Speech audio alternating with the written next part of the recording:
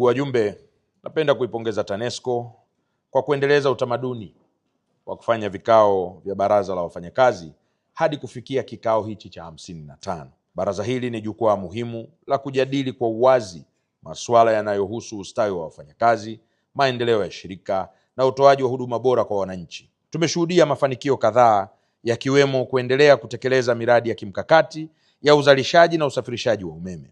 Nipongeze uongozi kwa kuja na mpango wa smart meter. Ni jambo kubwa sana. Sasa twendeni tukasukume zaidi utumiaji wa smart meter. Aidha, nichukue fursa hii pia kuupongeza uongozi wa shirika kwa kuendelea kusimamia na kutekeleza mpango wa nishati safi ya kupikia kwa umeme kwa kuwezesha wafanyakazi kupata majiko ya umeme kwa mkopo pamoja na kukopesha majiko kwa wateja wapya kulipia kidogo kidogo kupitia matumizi ya umeme uitwao Connect Umeme, Pika kwa Umeme. Mabaraza ya wafanyakazi ni kiungo muhimu kati ya wafanyakazi na uongozi wa shirika. Huongeza ushirikishwaji wa wafanyakazi katika mipango ya maendeleo na ya utekelezaji wake. Hivyo ni vema mchangie kwa uhuru, uwazi na mtoe mawazo yenu bila woga wowote, mkifahamu kwamba nyuma yenu kuna wafanyakazi wengi ambao wamewaamini nyinyi na kuwapa dhamana kubwa ya kuwawakilisha kwa ajili ya ustawi na mustakabali mpana wa maendeleo ya shirika la taifa letu kwa ujumla.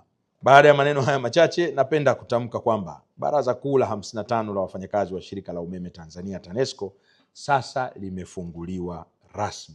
Shughuli za shirika zinakwenda vizuri. Maeneo yote ya uzalishaji, usafirishaji, usambazaji, miradi, huduma kwa wateja yanakwenda vizuri.